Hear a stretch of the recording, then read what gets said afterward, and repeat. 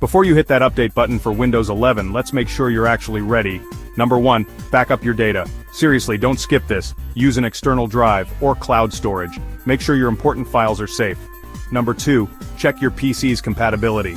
Windows 11 has strict hardware requirements. Use Microsoft's PC Health Check tool to verify. Number 3, update your drivers. Outdated drivers can cause glitches and crashes. Open Device Manager. Update every driver you can. Number 4, uninstall unnecessary apps. Extra programs can slow updates or cause failure. Clean out the clutter for a smoother system. Number 5, note your software licenses and passwords. Updates can log you out or require reactivation. Save keys and logins somewhere safe. Bonus tip, make a system restore point. If things get messy, you'll want a quick way back. So before you join Team Windows 11, check off this list. Your future self will thank you.